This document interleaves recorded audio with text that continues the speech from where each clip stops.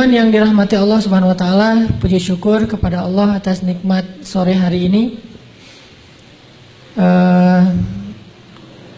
Hari ini Allah menjamu kita di dalam taman-taman surga. Karena setiap majelis ilmu itu adalah raudhatan min riyadil jannah, taman di antara taman-taman surga. Makanya kenapa kalau kita duduk dalam majelis ilmu itu gampang ngantuk? Itu karena memang kita kayak duduk di taman dengan angin semilir. Tadi saya bilang ngantuk itu kalau dalam bahasa Arab disebut karena efek sakinah. Jadi kalau udah tenang, sakinah, jadinya ngantuk. Kan orang kalau misalnya hidupnya nyaman ya, nggak ada hutang gitu ya, nggak ada pasangan gitu. Kadang ada pasangan itu bikin gak bisa tidur loh. Tapi seringnya justru kalau sendiri itu gak bisa tidur. Apalagi sebelum tidur ngelihat IG-nya mantan, lebih gak bisa tidur. Berat. Jadi majelis ilmu itu di dalamnya Allah turunkan rahmah dan sakinah, kasih sayang Allah dan ketenangan. Kemudian malaikat menaungi mereka. Kemudian Allah Subhanahu wa taala mencatat nama mereka dan menyebut-nyebut nama itu di sisi Allah Subhanahu wa taala. Jadi kita tiba-tiba kalau sering hadir dalam majelis ilmu itu, nama kita tuh sering dimention di langit. Jadi siapapun nama kita, dan itu nama yang ada di KTP loh. Bukan nama hamba Allah bukan. Nama yang kita pakai yang diberikan oleh orang tua kita, bisa nama KTP, bisa nama kayak nama panggilan.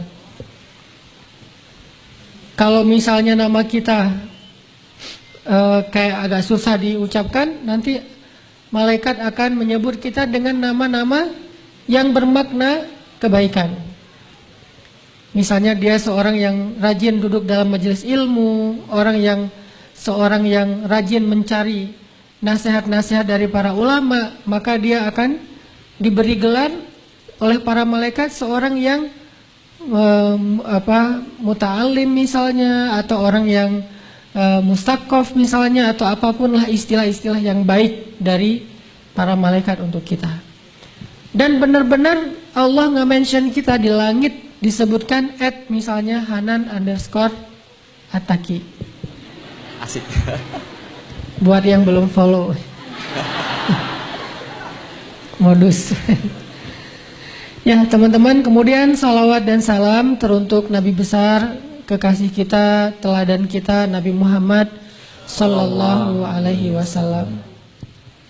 Beliau juga masa mudanya walaupun belum menjadi Nabi, usia belasan tahun, kemudian 20-an tahun, 30-an tahun, banyak teladan yang bisa kita ambil dari baginda Rasul. Walaupun waktu itu beliau belum dapat wahyu. Jadi kalau dibilang kesolehan Nabi Muhammad setelah dapat wahyu itu adalah kesolehan yang dibina dengan ayat-ayat Al-Quran. Nah, kalau sebelum dapat wahyu, kesolehan Nabi Muhammad itu adalah gift dari Allah Subhanahu wa taala. Allah benar-benar ngasih keistimewaan buat Nabi.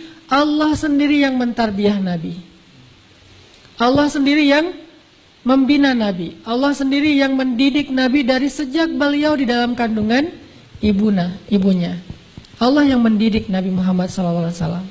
Sehingga beliau tumbuh menjadi seorang anak muda yang kalau dalam bahasa kita mungkin anak muda yang kece banget. Selain penampilannya keren, beliau juga yang paling lebih keren lagi itu akhlaknya. Jadi setiap Nabi itu kan Allah kasih kelebihan tuh beda-beda ya. Ada Nabi memang lebih dominan fisiknya yang paling keren, walaupun akhlaknya juga luar biasa. Tapi yang terkenal fisiknya kayak Nabi Yusuf. Kan Nabi Yusuf itu orang cewek ngelihat Nabi Yusuf saking terkesimanya, mengiris tangan berdarah nggak berasa ya. Itu saking terkesimanya. Makanya buat cowok-cowok yang merasa udah ganteng nih, coba kasih jarum pentul ke cewek.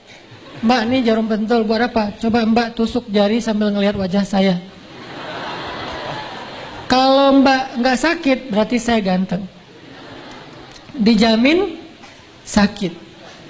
Berarti masih mending kayak gitu, nggak ganteng doang. Ada yang lebih parah, dikasih jarum pentul, terus ditusuk jarinya sambil ngelihat wajah kita. Bukan cuma sakit, jadi infeksi. Berarti kan wajah kita ada virusnya.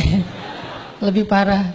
Ini beda banget dengan Nabi Yusuf. Ngelihat wajah Nabi Yusuf, nggak berasa sakitnya. Kadang-kadang nggak usah ngelihat langsung, ngelihat postingannya aja udah nggak berasa sakitnya. Setiap hari kan cewek-cewek pada kepoin, Yusuf lagi ngapain, Yusuf lagi ngapain. Jadilah Yusuf trending topik di Mesir pada saat itu. Semua cewek-cewek ngomongin Yusuf, Yusuf, Yusuf.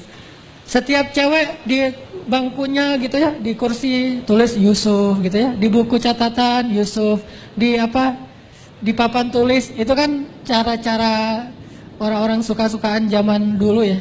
Kalau sekarang mungkin pakai gadget. Yusuf. Kalau cewek yang jadi simbol cantik di sepanjang sejarah manusia itu siapa? Sarah, istri Ibrahim.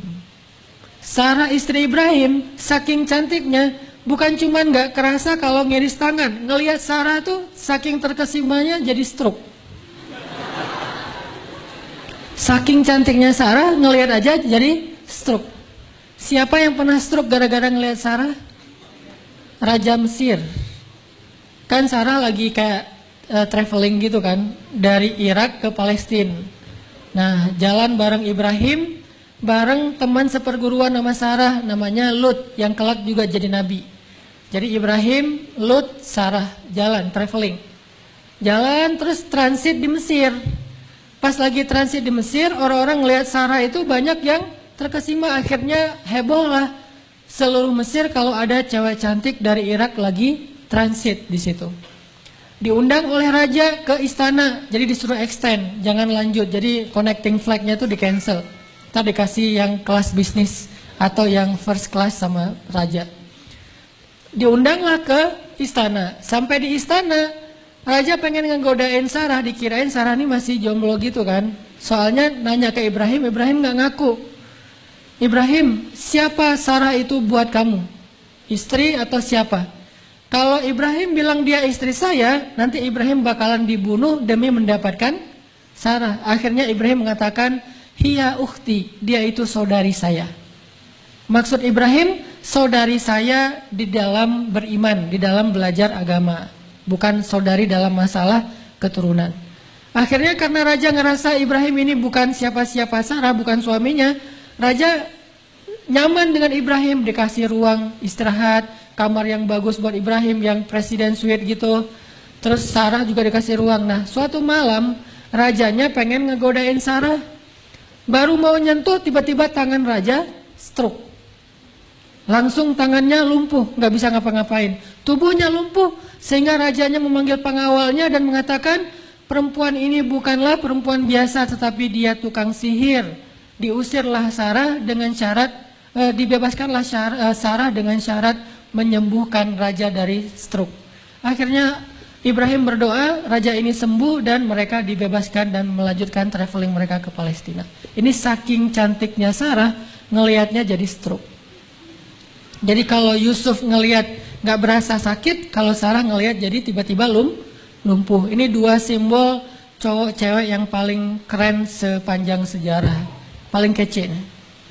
Kalau secara fisik selain wajah nih, secara badan yang paling gagah, cowok paling gagah dalam sejarah manusia itu adalah Musa alaihissalam. Itu paling gagah. Seperti apa gagahnya Musa? Pokoknya kalau ada orang yang paling keren badannya di antara cowok-cowok zaman now, itu masih kalah sama Musa. Karena dia tidak ada ayat tentang kegagahannya. Kalau Musa saking gagahnya sampai turun ayat di akhir surat Al-Ahzab. Sampai Nabi Musa tuh walaupun badannya bagus, beliau nggak pamer. Pakai baju tuh nggak yang segini atau sengaja nggak pakai baju pura-pura, aduh gerah ya Jogja. Padahal pengen nunjukin badan gitu. Enggak, Nabi Musa itu low profile. Orangnya tawadu banget. Walaupun badannya bagus, beliau pakai bajunya kotak-kotak biru dan panjang gitu. Mau saya tunjukin? Enggak lah, kita mah zero pack ya. Nabi Musa itu six pack. Six pack, badannya proporsional banget, semuanya otot, jadi kering gitu ya, nggak basah yang apa terlalu gimana gitu, enggak. Nabi Musa tuh badannya bagus, tapi pakai bajunya tertutup semuanya. Sampai digosipin sama orang Bani Israel, Musa itu tahu nggak kenapa pakai baju kayak gitu? Kenapa? Soalnya dia kudisan katanya. Digosipin kalau Musa itu punya penyakit kulit. Akhirnya Allah ngebelain Musa. Jadi Nabi Musa itu nggak mau ngerespon orang-orang yang komen negatif di akun beliau. Biasa-biasa aja, nggak mau di-blok, nggak mau di delete komennya, biarin aja lah. Terserah orang mau ngomong apa. Yang jelas, gue nggak akan follow mereka gitu. Jadi followersnya nggak bakalan nambah. Karena mereka suka komen sebagai haters, kan mereka haters banget sama Musa tuh, gara-gara dengki kan. Akhirnya Allah yang ngebelain Musa. Allah membuat semacam adegan kayak cerita dongeng tapi ini nyata. Nabi Musa mandi di sebuah mata air di sebuah sumur, terus meletakkan bajunya di atas batu dan Nabi Musa mandi pakai celana doang, nggak pakai baju. Itu kayaknya pertama kali Nabi Musa mandi di luar, biasanya di rumah. Kali ini di tengah padang pasir kayak ada mata air gitu, oasis. Mandi, taruh baju di atas batu. Udah mandi, pas mau ngambil bajunya di atas batu, batunya udah pindah. Nabi Musa bingung, lah batunya udah pindah, ngambil galah, mau ngambil baju gitu. Ternyata pas mau digalahin, batunya lari, kebayang gak tuh? Batu lari. Kalau di Indonesia itu ada batu belah, kalau di Mesir itu batu lari. Itu legendanya beda-beda. Lari tuh batu, kayak ada kaki. Pas batu lari, Nabi Musa karena takut nanti ketahuan badan beliau keren gitu, takut ketahuan ya. Kalau kita takut ketahuan badannya gini. Akhirnya bajunya sempurna, gini kotak-kotak yang longgar biar gak kelihatannya. Coba kalau badannya bagus pasti pakai baju yang ketat. Ini longgar karena biasa-biasa aja. Bagusnya cuma di mata istri, Batunya lari, dikejar sama Nabi Musa. Thawbi hajar, kata Nabi Musa. Baju saya di atas batu, lari. Akhirnya ngelewatin Nadil Qaum. Nadil Qaum itu kalau bahasa kita tempat orang-orang ngumpul. Batu tuh sengaja, lagi pengen nunjukin badannya Musa ke orang-orang, dia ngelewatin ada skate park gitu, lewat anak-anak Bani Israel lagi main skate, lagi oli gitu, lagi ngetrik, lewat. Musa lari, wes parkour. Kan Musa larinya bagus banget ya, terus kayak biasa aja gitu lari, loncat antar gedung ke gedung, antar bukit gitu, parkour banget lah pokoknya, udah pro. Belakangnya Red Bull. Kalau zaman sekarang ya, itu udah kelasnya tuh udah kelas Red Bull loh, bukan kelas yang sekedar seru-seruan gak jelas gitu, pencitraan ordai. Itu udah benar-benar Red Bull. Musa lari, wah badan Musa paling bagus, heboh di antara anak-anak street. Lewatin lagi kafe-kafe, orang-orang lagi pada minum kopi itu keselak, lewat Musa lari, wah. Terus cewek-cewek lagi minum jus, wah gitu-gitulah pokoknya. Akhirnya ramai aja semuanya ngomongin Musa dan batunya berhenti di tengah pasar. Jadi ada pasar di tengah-tengah kota gitu, batunya di situ. Musa ngambil baju langsung pakai buru-buru, tapi ibu-ibu udah terlanjur ngelihat gitu ya. Ibu, aduh gimana? Ibu-ibu lah ya, the power of mak-mak. Akhirnya terkenal lah Nabi Musa badannya paling bagus di antara Bani Israel. Batunya dipukul sama Musa, terbelah. Musa itu kan juara ultimate fight ya. Emang petarung sejati lah ya. Emang Musa terkenal. Jangankan manusia, malaikat aja kan ditinju sama Musa, buta kan matanya saking kuatnya Musa. Kakaknya aja Harun pas Musa lagi marah ditarik jenggotnya, dilempar sama Musa kayak gini. Jadi kayak di film-film kartun gitu, Krishna atau apalah gitu ya. Orang digituin doang. Sampai Harun mengatakan ya ibni akhi gitu, ya ibna ummi, wahai saudaraku, la ta'khudz bilihyati. Jangan kau tarik janggutku, takut copot gitu saking kuatnya Musa. Jangankan udah dewasa, waktu Musa masih bayi aja narik janggut Firaun kan sampai copot kan. Kan raja-raja Mesir dulu kan janggutnya dibentuk segi 4 terus panjang gitu kan ya. Kayak di cerita-cerita di gambar-gambar. Itu Musa masih bayi digendong sama Firaun. Karena Musa gak rela digendong sama musuhnya. Musa yang tadi habis ketawa-ketawa sama istri Firaun tiba-tiba sekarang jadi cemberut. bayi cemberut. Kebayang ekspresinya nih, bayi ekspresif banget. Langsung diambil janggut Firaun, ditarik sampai berdarah dagunya Firaun. Kekuatan Musa. Nah, ini terkenal nabi yang paling bagus dan paling ideal tubuhnya. Siapa lagi nabi yang paling, nabi anak basket kalau bahasa kita, paling tinggi? Adam alaihissalam. Itu lebih keren daripada anak basket. Anak basket paling tinggi di NBA ya. Berapa? 2 meteran. Nabi Adam 80 hasta. Ini 1 hasta. Kurang lebih setengah meter, berarti 40 meter. Coba lihat ke atas, 40 meter segimana. Itulah tingginya Adam, 40 meter. Karena kata Nabi, penduduk surga tingginya setinggi Adam, 80 hasta, 40 meter. Jadi kita nanti di surga tiba-tiba jadi gede loh. Ini saya kenapa ya? Kayak habis minum obat apa gitu, tiba-tiba membesar. Jadi bukan raksasa ya. Karena Adam itu ideal, kitanya yang hobbit. Jadi bukan raksasa Adam gitu. Kebayang gak kalau kita hidup di zaman Adam, terus sholat berjamaah bareng dengan generasinya Adam, kan gak sengaja nih apaan sih di bawah kaki kok keinjak. Ternyata kita gitu. Makanya dibedain kan zamannya antara umat Nabi Muhammad sama umat Nabi Adam. Itu tinggi banget, gagah banget. Terus Nabi dengan kelebihan yang Allah kasih juga suaranya. Siapa? Ayahnya Yusuf, Daud alaihissalam. Ayahnya Sulaiman, Daud alaihissalam. Daud itu Allah kasih mukjizat suara. Jadi bisa dibilang kalau zaman sekarang Daud itu vokalis. Itu legend banget. Siapa vokalis? Sebutlah kayak reggae gitu ya. Ada Bob Marley, jauh lah. Atau siapa misalnya vokalis pop, misalnya ada Michael Jackson, siapa kayak gitu-gitu. Jauh dibandingkan dengan suara Daud. Sehingga sekarang orang kalau suaranya bagus, Nabi Muhammad itu dulu pas ada sahabat namanya Abu Musa al-Ash'ari, anak muda. Walaupun istilahnya Abu itu dalam bahasa Arab bukan orang tua ya. Itu kayak panggilan apa? Panggilan gaulnya lah, panggilan bekennya lah, itu pakai istilah Abu.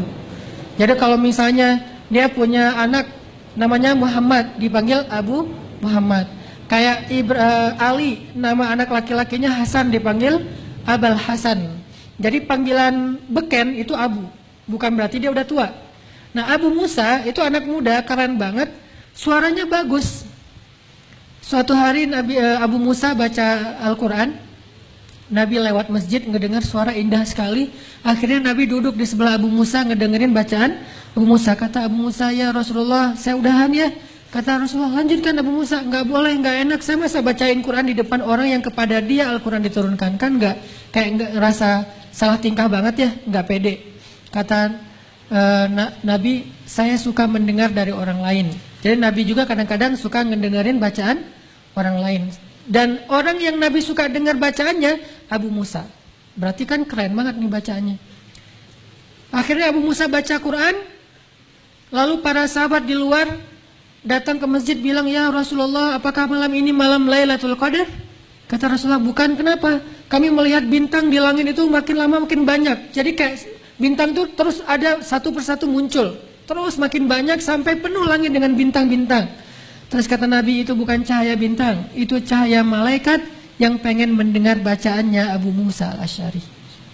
Malaikat aja turun pengen dengerin vokalnya Abu Musa. Itu vokalnya keren banget. Dan dia tuh bener-bener akapela gitu ya. Jadi nggak pakai solo lagi, tunggal show ya. Akhirnya dia baca Quran. Setelah selesai Abu Musa baca, malaikat hilang satu persatu, naik lagi ke langit. Dan Nabi mengatakan, laqad utita mizmaran min mazamiri ali Daud. Wahai Abu Musa, Allah sudah memberikan kepada kamu seruling di antara seruling-seruling keluarga Daud. Jadi suaranya seperti suara seruling. Sehingga kalau Nabi Daud berzikir, Nabi Daud bertilawah dengan kitab beliau, maka seluruh makhluk yang ada di sekitarnya itu akan ikut nonton konser single show Nabi Daud alaihissalam. Itu lebih ramai daripada Tomorrowland loh. Itu ramai banget. Jadi orang tuh kalau Tomorrowland kan datang dari beberapa negara, terus kayak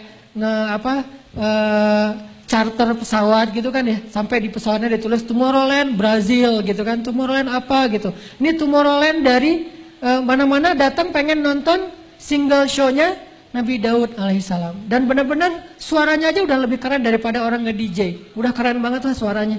Sehingga burung, angin, air, ikan, semuanya berhenti pengen dengar suara Daud alaihissalam. Sehingga Allah menyebutnya ketika Daud berzikir bersama semesta.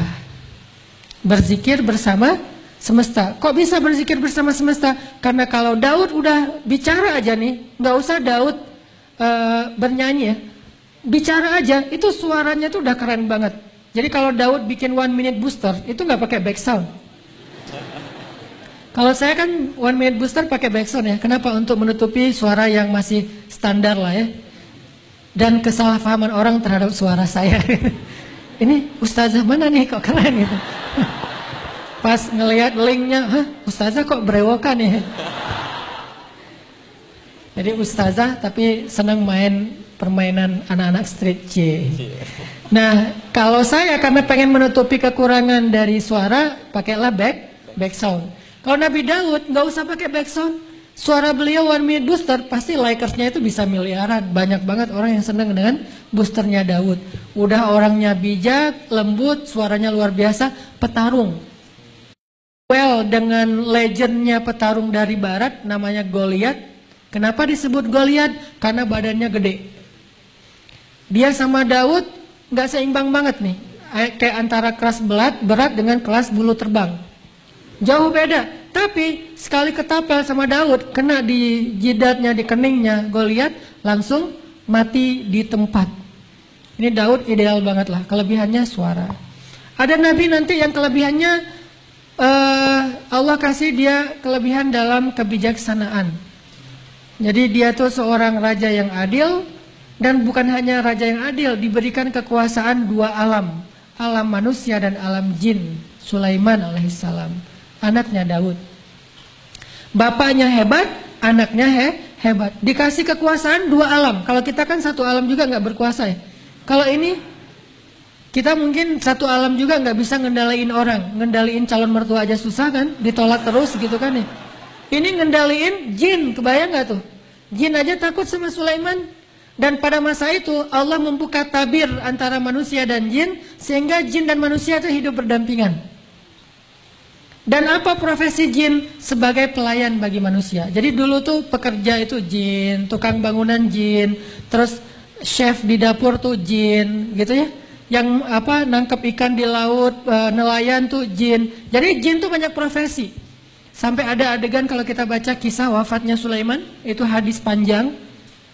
Ada jin yang profesinya free diver.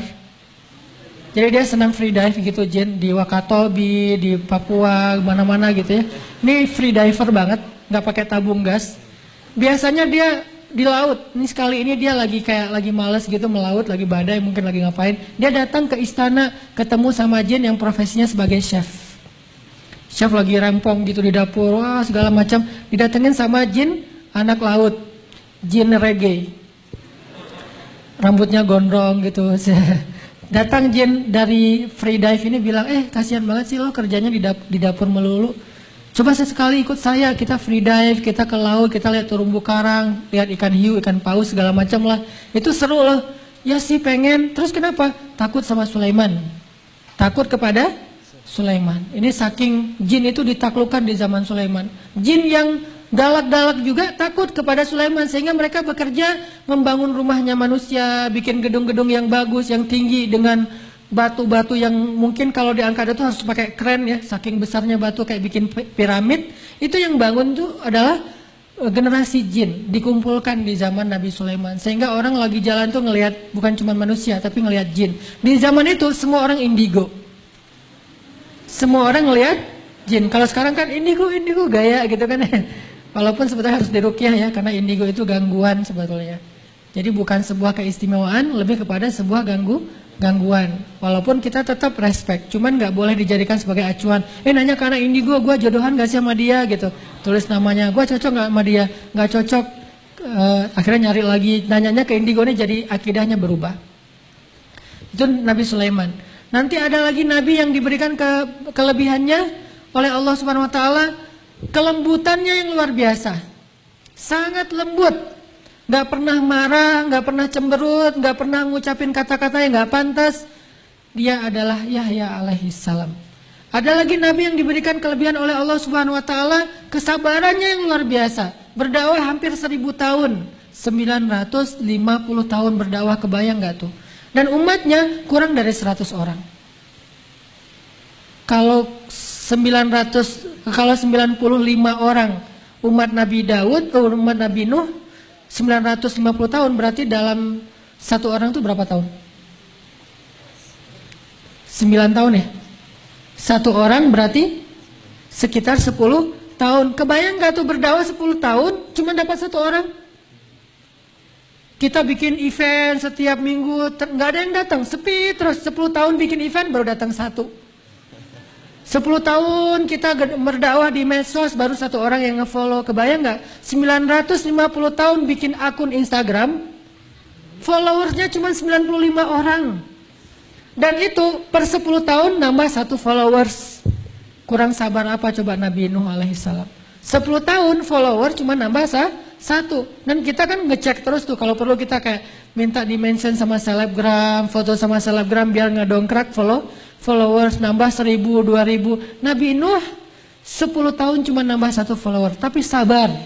Ini kelebihan Nabi Nuh alaihissalam.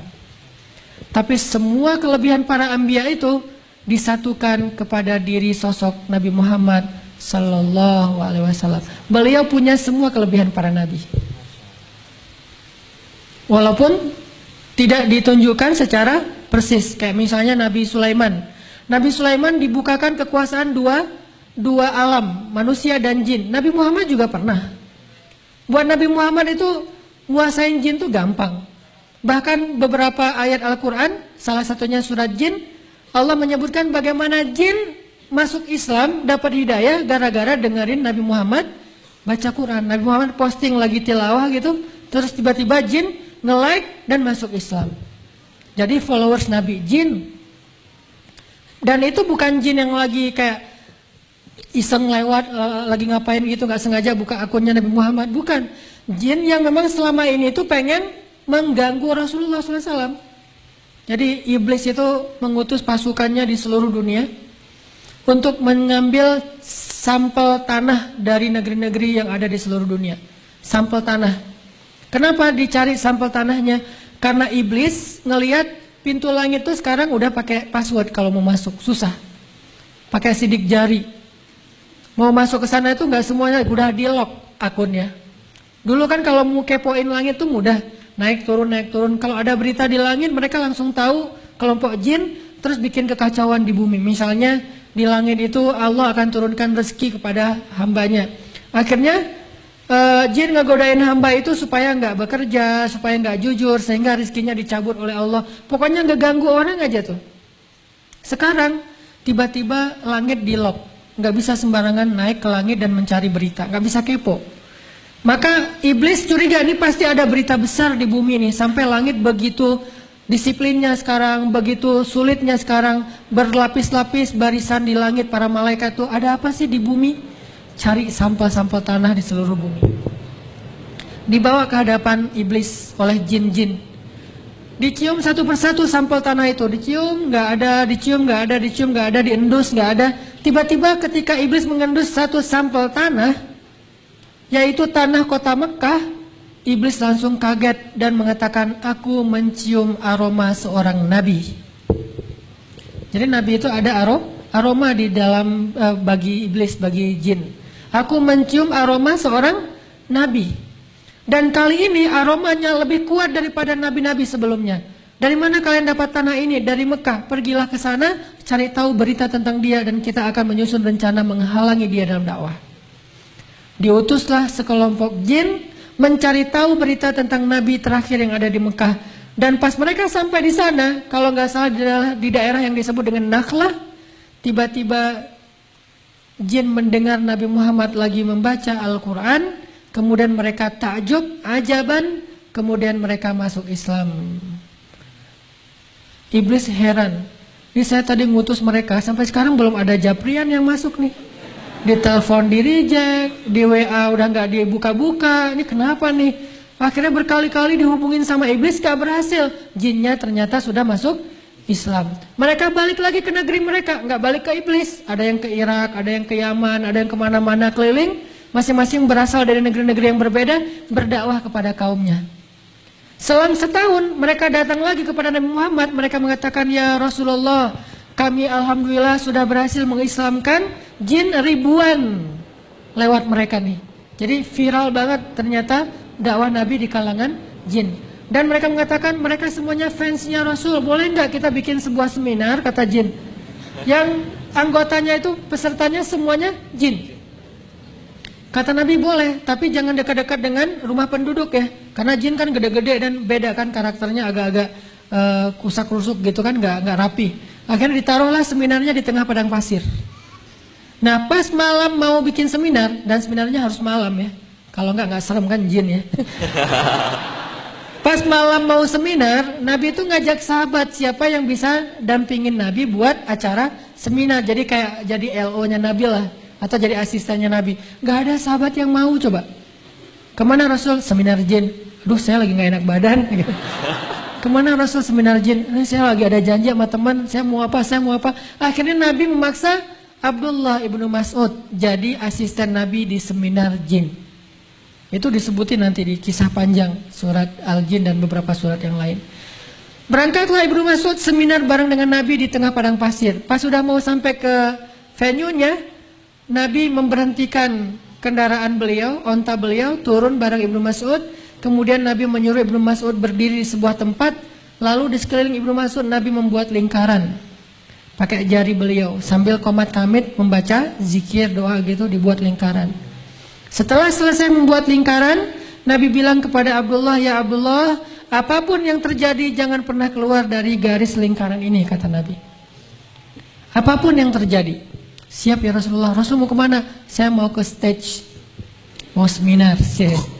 Berangkatlah Nabi ke tempat seminar. Ternyata begitu Nabi berhenti di tengah padang pasir, berbondong-bondong datang anggota atau peserta seminar itu dari kelompok jin. Jadi nggak jauh dari situ tuh kayak ada meja registrasi ulang gitu kan. Terus jin datang, ngantri registrasi ulang. Pak udah bayar? Udah. Kok nggak ada nih namanya di laptop gitu-gitu. Pokoknya heboh aja jin. Dan jin itu kan susah diatur ya. Nggak bisa diatur jin tuh. Ada yang lari, ada yang loncat-loncat, ada yang terbang-terbang. Dan Abdullah ada di dekat meja registrasi. Abdullah bin Mas'ud ada di dekat meja registrasi yang sekarang lagi crowd banget, lagi ramai banget jin berkumpul di situ. Sehingga Abdullah hampir-hampir terinjak-injak di antara jin. Gede-gede tuh jinnya. Ada yang bertanduk, ada yang mirip hewan, ada yang segala macam. Abdullah ngelihat ngeri banget pemandangan waktu itu. Suaranya riuh luar biasa, lebih daripada riuhnya pasar dan konser, riuh banget. Dan kata Abdullah, hampir saja saya lari karena ketakutan. Kalau saya tidak ingat dengan pesan Nabi, jangan keluar dari garis yang Nabi buat. Bertahan aja di situ, sambil tutup mata, segala macam, tutup telinga. Saking riuhnya jin. Pas jin udah berkumpul, rame, Abdullah tidak bisa melihat Rasulullah. Karena ukuran jin kan gede-gede ya. Nabi ada di tengah, jin itu kayak bertawaf. Pokoknya suasananya serem banget. Ini lebih daripada cerita Harry Potter, Lord of the Ring. Pokoknya gitu-gitu, ngeri tuh. Setelah lama, mungkin seminarnya kurang lebih 1,5 jam, kemudian ada tanya jawab gitu, selesai. Udah beres tanya jawab, jin satu persatu bubar. Bubar, terbang, balik lagi ke negerinya. Tinggal beberapa kelompok jin yang masih curhat sama Nabi. Karena sesi tanya jawabnya bertahap. Nah, Abdullah dari jauh kan nggak kedengaran ya suaranya dari kejauhan. Apa kok ada jin yang datang ke Nabi, terus berangkat, balik lagi, datang lagi, balik lagi. Selesai semuanya, tiba-tiba Nabi naik turun di atas bukit, balik bawa beberapa barang kayak batu atau kayak tulang-tulang gitu. Beres semuanya, jin udah pada pergi, Nabi balik. Nabi terlihat sangat lelah karena nggak gampang mendakwahi jin. Lelah, ngedakwahin manusia aja capek ya, apalagi ngedakwahin jin. Kebayang nggak ngedakwahin teman aja kadang-kadang dibully di grup lah segala macam, dibilang sok suci, Nabi palsu, udah dijamin surga. Nah ini apalagi jin nih. Akhirnya Nabi balik ngelewatin Abdullah bin Mas'ud, terus Nabi menghapus garis yang tadi dibuat. Ya Abdullah, sekarang udah boleh keluar. Apa yang terjadi Abdullah? Ya Rasulullah, kalau nggak ingat dengan pesan engkau, saya sudah lari tadi. Kata Rasulullah, seandainya kamu keluar selangkah saja dari garis ini, maka kita nggak akan ketemu lagi sampai hari kiamat. Kenapa? Dibawa lari sama jin. Ini kok lucu banget sih, unyu-unyu bawa lari boneka gitu kirain. Abdullah dikirain mainan. Saking kecilnya Abdullah, kalau kamu keluar selangkah aja dari garis itu, mungkin kita nggak akan ketemu lagi selama-lamanya, wahai Abdullah. Ya Rasulullah, apa yang terjadi tadi di akhir kalau saya ngelihat mereka berkelompok-kelompok. Kata Nabi, mereka menyampaikan masalah-masalah yang mereka hadapin kepada saya. Jadi curhat jin. Ada jin yang belum bisa damai. Ada jin yang geng. Dari satu geng dengan geng yang lain tuh suka tarung di jalan. Akhirnya mereka bilang, ya Rasulullah, kita ini ada 2 geng dari daerah Syam. Biasanya kita tarung di jalan, bunuh-bunuhan, bacok-bacokan, damaikanlah di antara kami ya Rasulullah. Akhirnya Nabi menjabatkan tangan jin, mendamaikan mereka, bersaudara antara 2 geng jin. Gak tahu apa geng motor, apa geng apalah, pokoknya geng aja. Pulang. Terus ada lagi jin, tua-tua, kurus-kurus gitu. Ternyata jin apa? Jin berasal dari negeri yang sedang musim kemarau dan paceklik. Ada kayak gitu, mereka curhat, ya Rasulullah, di negeri kami kurang makanan, kami sering kelaparan, anak-anak kami gizi buruk, malnutrisi, gitu-gitulah. Kayak sekarang di mana tuh? Di Yaman, di Suriah gitu kan, atau di Afrika. Maka akhirnya Nabi naik ke atas bukit-bukit padang pasir, nyari apa? Nyari tulang belulang. Dikumpulkan sama Nabi kayak kita nyari kayu bakar, ditaruh di depan jin. Kata Nabi, mulai sekarang tulang adalah makanan kalian. Maka sejak saat itu tulang adalah makanannya jin sampai sekarang. Makanya kalau teman-teman yang senang off-road, hati-hati kalau lagi di hutan di mana, kalau mau buang air, perhatikan kalau ada tulang jangan, karena itu dia lagi dinner. Bayangin orang lagi enak-enak dinner kita siram, sebel nggak sih? Nggak usah jin yang temperamen ya, manusia aja digituin kan pasti dipukulin tuh, dikeroyokin. Jadi wajar kalau pulang-pulang dari sana tuh hilang akal lah atau apalah segala macam. Tiba-tiba jadi orang kayak setengah sadar atau digodain sama jin, disantet sama jin. Kenapa? Karena kita orang lagi enak-enak makan digangguin. Maka perhatikan, karena tulang adalah makanan jin sejak zaman Rasulullah SAW sampai hari kiamat. Tapi kok nggak habis? Karena mereka makannya nggak kayak kita. Kalau kita kan makannya dihabisin ya, kalau mereka dijilat-jilat gitu lah, mirip-mirip kayak anjing gitu lah makan tulang, apa menjilat tulang. Ini yang terjadi pada Rasul. Nabi tuh kalau mau menguasai alam jin bisa banget, karena Nabi pernah lagi sholat digodain sama jin yang newbie gitu, anak baru. Jadi ada jin baru lulus sekolah dikasih kayak tugas akhir. Jadi kayak apa bikin praktek gitu, praktek menggoda manusia. Keluarlah dia dari kampusnya, pengen godain manusia, salah milih target, targetnya Rasulullah. Iblis aja nggak berhasil, nih anak baru menggodain Rasul. Jadi dia kayak nggak nanya-nanya dulu ke kakak kelasnya, siapa nih orangnya deh, asal godain aja. Nabi lagi sholat malam, didatengin sama anak baru, masih culun gitu kan gaya-gayanya tuh, nih gua godain nih. Pas dia datang, Nabi nggak kegoda sama sekali, biasa aja. Dia udah gini-gini di muka Nabi apa segala macam. Nabi khusyuk. Begitu Nabi selesai sholat, ngeliat ke arah dia kaget, kok Nabi ngeliat saya ya? Kirain nggak kelihatan gitu. Dipegang sama Nabi tangannya, jangan ampun, saya anak baru, saya baru belajar kak, gitu. Dia kayak tiba-tiba jadi minta maaf gitu, kak saya nggak tahu kakak ternyata senior apa segala macam. Akhirnya Nabi pegang tangannya, diikat sama Nabi, diikat, digulung, jadilah dia kecil kayak bola gitu, ditaruh di tiang Masjid Nabawi. Subuh-subuh pas anak-anak Madinah, anak-anak kecil gitu, anak-anak SD gitu ya, mau datang ke masjid, mereka ngelihat ada bola api tergantung di tiang masjid. Kan jin dari api kan ya, jadi bentuknya bola, kayak ada festival main bola api kan kalau di kita pas tahun baru Islam, pas menjelang Ramadan. Ini ada bola api menggantung di tiang masjid yang terbuat dari pelepah kurma, tapi pelepah kurmanya nggak terbakar. Anak-anak kecil kan jadi kayak penasaran, nih bola api apa, ntar habis sholat kita main bola. Akhirnya mereka sholat, begitu selesai sholat, itu bola api diambil sama anak Madinah, ditendang-tendang jadi sepak bola. Bisa jadi sepak bola pertama dalam sejarah dunia itu sebetulnya di zaman Nabi.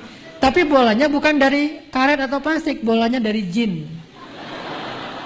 Nabi ngelihat, waduh maaf, ampun segala macam. Nabi kasihan sama dia, akhirnya dilepas sama Nabi. Kata Nabi, kalau bukan karena saya teringat dengan doa saudara saya Sulaiman. Apa doa Sulaiman?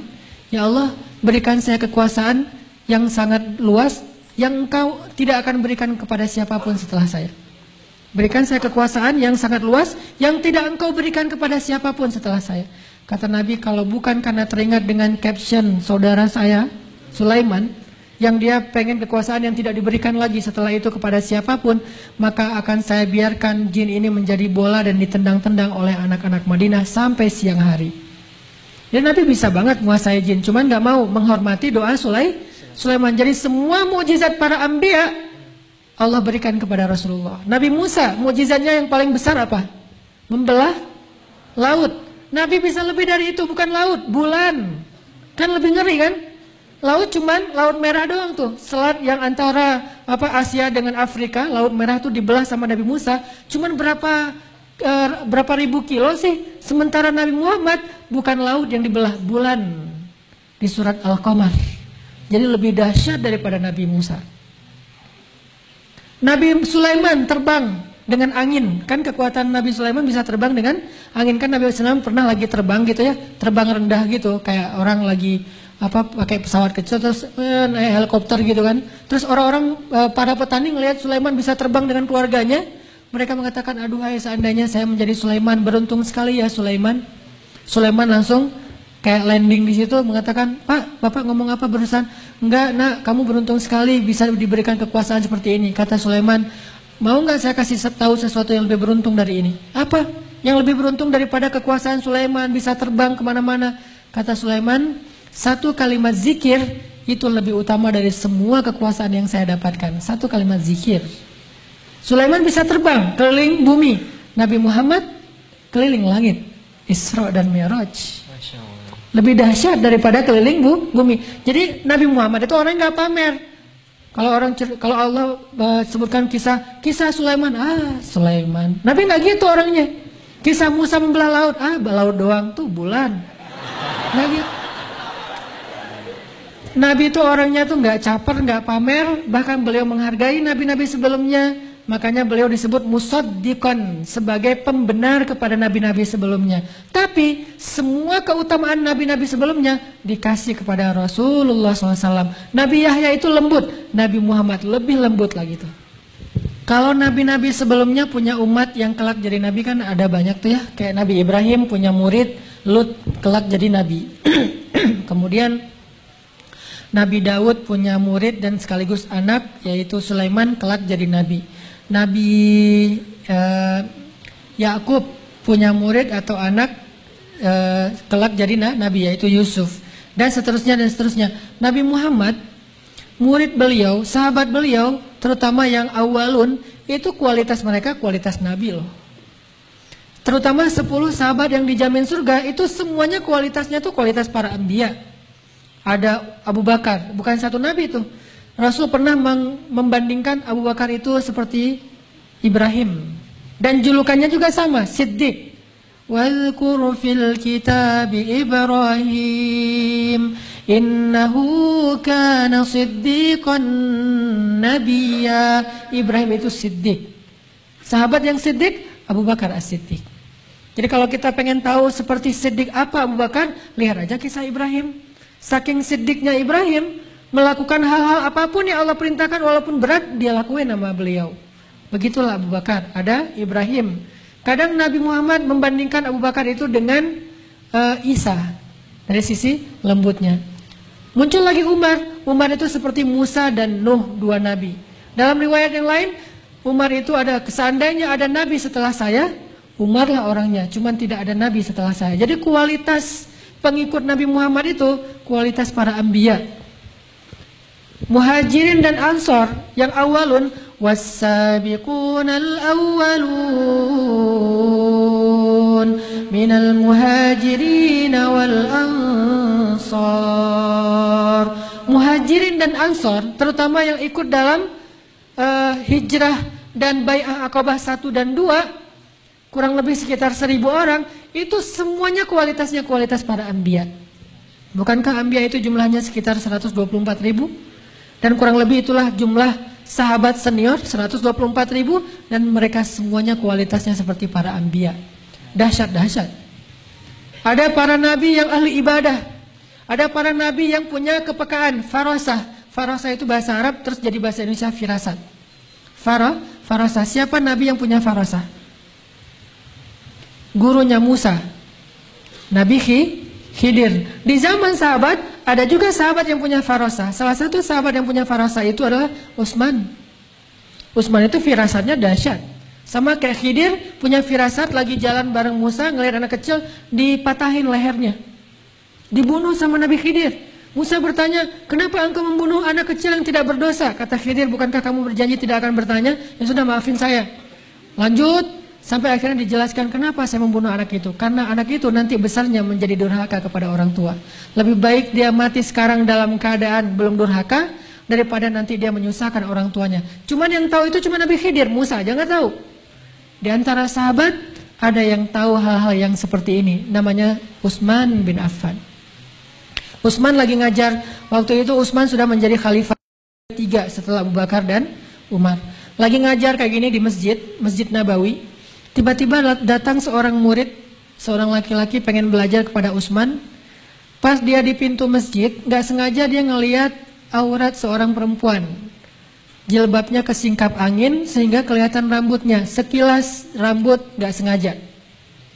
Lihat rambut seorang cewek nggak sengaja, ya udah dianggap itu bukan dosa. Namanya juga nggak sengaja, cuman rambut, cuman sekilas, itu juga kesingkap angin. Masuk dia ke masjid, tapi nggak bilang astagfirullah, soalnya dia pikir itu nggak dosa. Begitu dia masuk ke dalam masjid, duduk di antara jamaah, tiba-tiba Utsman berkata, kenapa ada yang baru datang ke dalam majelis kita, sedangkan di matanya masih ada bekas dosa? Kenapa ada yang hadir dalam majelis kita, sedangkan di matanya ada bekas dosa? Dia kaget, langsung dia berdiri lagi mengatakan, ya Amirul Mukminin, wahai Utsman, apakah telah turun wahyu kepadamu setelah Rasulullah? Maksudnya, gimana anda tahu saya baru saja melihat dosa sementara tidak turun wahyu kepada anda? Apa kata Utsman? Ittaqu farasatal mu'min, hati-hati dengan firasat orang yang beriman. Orang yang beriman yang udah ininya luar biasa, kepekaannya itu tinggi teman-teman, sampai bisa tahu hal-hal yang kita tidak tahu. Itu Utsman bin Affan, seperti Khidir. Atau bahkan banyak ulama yang mengatakan Khidirnya sahabat Ali bin Abi Thalib. Itu Khidirnya sahabat yang tahu hal-hal yang spesial. Ada lagi yang mengatakan Khidirnya sahabat Abdullah ibnu Abbas. Abdullah ibnu Abbas, dia bukan hanya tahu tafsir, tapi dia juga tahu takwil. Takwil ini susah loh. Takwil ini tidak dipelajari dengan ijazah Al-Azhar, LC, MA, doktor, itu nggak tahu takwil. Taunya tafsir. Kan di kampus itu ada namanya jurusan tafsir ya. Tidak ada kampus jurusan takwil. Pernah dengar? Ada fakultas takwil. Paling-paling ada buku takwil mimpi ya. Walaupun isinya bukan takwil, sebetulnya tafsir. Takwil itu bukan dipelajari dengan teori. Takwil itu dipelajari dengan iman.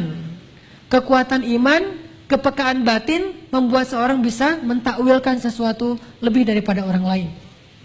Ini nih takwilnya Ibnu Abbas. Dan gak heran karena Ibnu Abbas dapat doa Nabi, Allahumma faqihu fiddin wa alimhu ta'wil. Ya Allah, fahamkan anak ini tentang halal dan haram, ajarkan dia takwil dalam agama. Takwil. Takwil itu kalau di zaman Nabi Muhammad itu kayak menerka atau menebak masa depan. Bukan meramal ya, karena kalau meramal bisa benar bisa salah. Ini menyampaikan berita masa depan apa yang akan terjadi. Itu Nabi Muhammad bisa. Sampai Nabi Muhammad SAW mengenal seorang sahabat, seorang tabi'in yang gak kenal dengan beliau, yang gak pernah bertemu dengan beliau, tapi Nabi Muhammad menyebut namanya. Namanya siapa?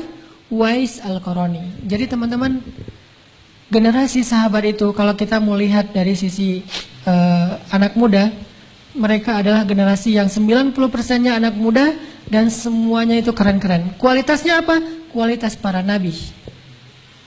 Kalau perempuannya, ada di antara sahabat 2 perempuan sempurna yang di dunia cuma ada 4. Bayangin, kata Nabi, kamula minar rijali katsir walam yakmul minan nisa illa arba'ah.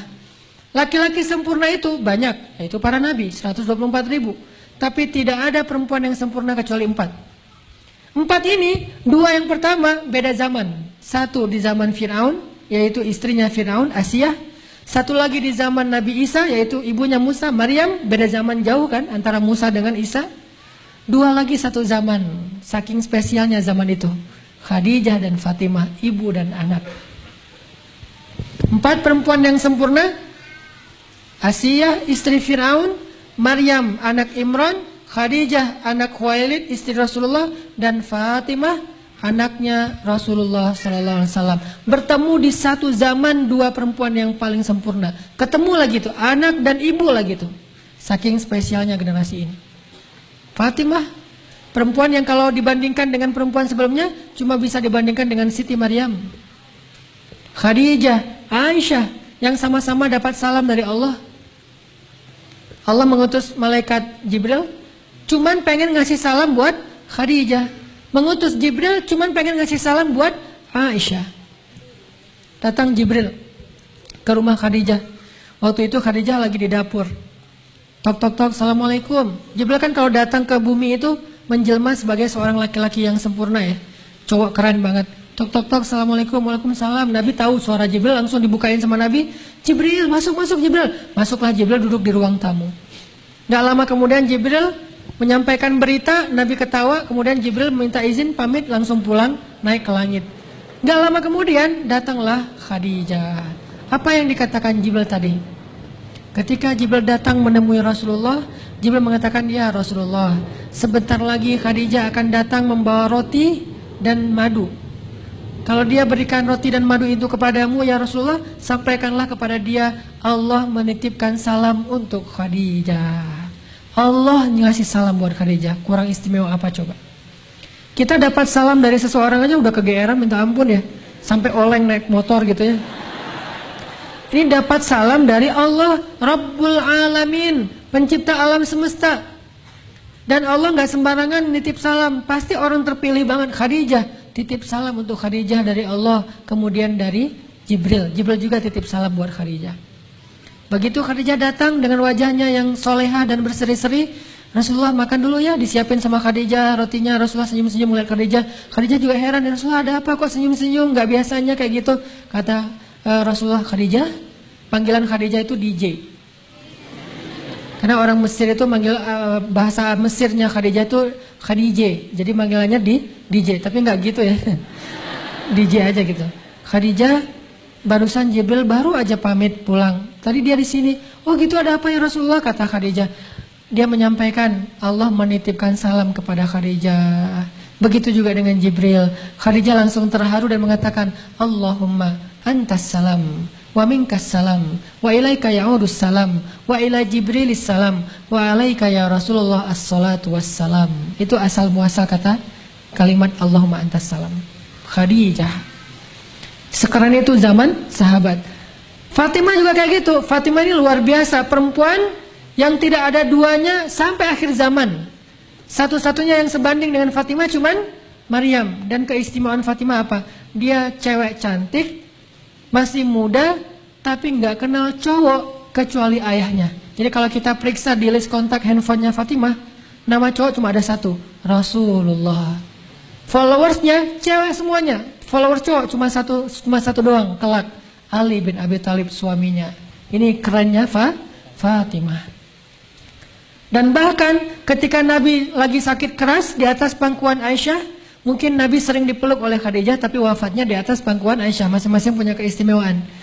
Nabi berbisik kepada Fatimah, Fatimah tertawa. Nabi berbisik, Fatimah menangis. Nabi berbisik kepada Fatimah kedua kalinya, Fatimah tertawa. Aisyah aja nggak tahu isi berbisiknya Nabi kepada Fatimah.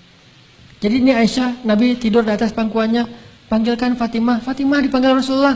Akhirnya Fatimah dengerin. Tiba-tiba Fatimah menangis. Nabi berbisik lagi dengerin. Tiba-tiba Fatimah ketawa. Aisyah kan penasaran banget kan, kepo banget ya. Gua kan istrinya kok nggak dikasih tahu gitu ya.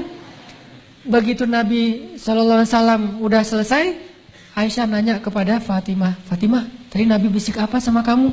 Kan rahasia kata Fatimah. Ah kamu mah gitu ya. Udah aja. Cuman nggak pakai mah, nggak bahasa Arab nggak ada. Begitu Nabi udah wafat, ternyata Aisyah tuh nggak selesai, masih nyimpan.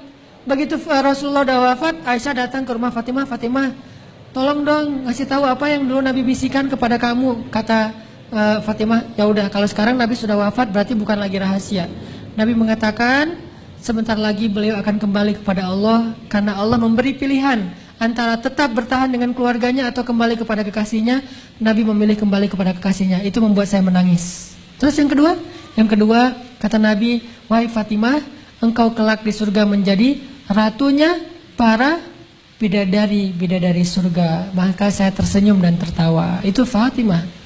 Dalam riwayat yang lain, Fatimah dikatakan oleh Rasulullah, ya Fatimah, anakku, putriku, bidadari surga, kata Nabi. Nabi kalau bilang bidadari itu bukan gombal ya, benar-benar bidadari surga. Kata Fatimah, ya Rasulullah, bagaimana dengan suamiku Ali? Jadi dia nggak mau masuk surga sendiri, pengen bareng dengan Ali. Bagaimana dengan suamiku Ali? Ali itu adalah anak muda surga terbaik. Bagaimana dengan anakku Hasan dan Husain? Mereka adalah pangeran-pangeran surga, kata Nabi. Jadi satu keluarga itu semuanya dikasih surga dan mereka diberikan sebuah istana, kata Nabi, yang kubah istananya itu terbuat dari zamrud, terbuat dari permata-permata terbaik yang ada di dalam surga. Spesifik istananya Fatimah. Ini perempuan yang keren banget, cewek ABG yang keren banget. Nanti ada lagi sedikit lagi mungkin ya ABG keren. 2 aja, cewek, Aisyah dan Sofia. Aisyah dan Sofia. Ketika Nabi menikah dengan Sofia, umur Sofia itu baru saja beres acara Sweet 17. 17 tahun, yaitu Sofia nikah sama Nabi. Aisyah umur waktu itu 16 tahun. Jadi Sofia itu kayak kakak kelasnya Aisyah setahun lah. Sofia kelas 3 SMA, Aisyah ketua OSIS gitu kan, kelas 2. Atau wakil ketua OSIS. Jadi berdua nih, usianya paling dekat. Dan kedua cewek ini, di usia muda mereka, sangat-sangat terjaga. Udah cantik, terkenal, orang-orang terhormat, kaya raya, tapi terjaga banget. Dan tidak ada yang tahu Aisyah, yang pernah menyentuh Aisyah, kecuali Rasulullah Sallallahu Alaihi Wasallam. Jadi buat teman-teman, kece itu bukan cuma penampilan. Oke, emang Khadijah itu cantik, pasti. Fatimah itu cantik, Aisyah itu cantik, Sofia itu cantik. Tapi bukan itu nomor 1. Akhlak, iman. Itu yang buat mereka spesial di sisi Allah. Karena kalau cantik doang, nanti ada... kalau di Mesir itu ada siapa simbol cewek cantik di Mesir? Cleopatra. Tapi kan gak disebutkan Cleopatra di Al-Quran. Yang disebutkan justru Sarah. Karena dia cantiknya bukan cuma fisik, tapi juga soleha. Kalau keren, mungkin juga banyak cowok-cowok keren. Bahkan di zaman Nabi itu ada cowok keren yang dideportasi gara-gara terlalu keren. Zaman sahabat, zaman Umar. Dia dideportasi, paspornya dicabut gara-gara salah saya apa? Salah kamu, terlalu keren. Terlalu keren salah gitu di zaman itu. Saking terlalu kerennya dia bikin banyak cewek itu gak bisa tidur loh. Semuanya nyebut nama dia. Seandainya saya jadi istrinya, seandainya saya jadi kekasihnya, sampai dan rambutnya itu ikal sepundak, dipanggil sama Umar, bawa dia ke sini, saya pengen tahu anaknya kayak gimana. Pas datang, oh ini anaknya, keren. Gitu. Terus Umar bilang, kalau gitu supaya kamu nggak keren lagi, dibikin nggak terlalu keren, potong rambut kamu. Panggil barber shop gitu, potongin rambutnya. Pas sudah dipotong, akhirnya dia pakai sorban, karena rambutnya udah pendek kan. Dia pakai sorban, datang lagi ke Umar. Pas dia datang ke Umar pakai sorban, kata Umar, ini lebih keren daripada yang tadi. Susah bikin dia nggak keren. Mungkin dulu kalau udah ada kupluk, dia udah pakai kupluk gitu. Mungkin lebih keren kali ya kalau pakai kupluk ya. Saya lah ya. Akhirnya dideportasi gara-gara terlalu keren. Tapi kan nggak istimewa, keren doang, moral dan iman. Makanya yang membuat mereka kece itu bukan cuma fisiknya, bukan cuma duitnya, tapi iman dan akhlak. Mudah-mudahan itu dulu yang kita perindah, yang kita dandanin, yang kita make upin setiap hari. Apa kabar make up iman saya hari ini, touch up iman kita hari ini, akhlak kita hari ini. Terus itu yang dipakai. Jadi kalau kita pengen keren itu pakai baju yang bagus, celana yang keren, topi segala macam, itu kan dandanan zahir ya. Itu kan keren zahir. Dandanin juga secara batin hati kita dan akhlak kita dengan dandanan dan perhiasan-perhiasan yang bagus. Dan salah satu perhiasan perempuan yang paling berharga biar bikin dia kece, sifat malu. Itu perhiasan paling indah pada diri perempuan. Dan perhiasan yang paling indah pada diri laki-laki yang bikin dia kece, tanggung jawab. Jadi mahkotanya perempuan adalah sifat rasa malu, mahkotanya laki-laki adalah tanggung tanggung jawab. Mudah-mudahan kita menjadi seperti mereka insya Allah, bukan hanya fisiknya tapi juga zahir dan batin. Barakallahu li wa lakum.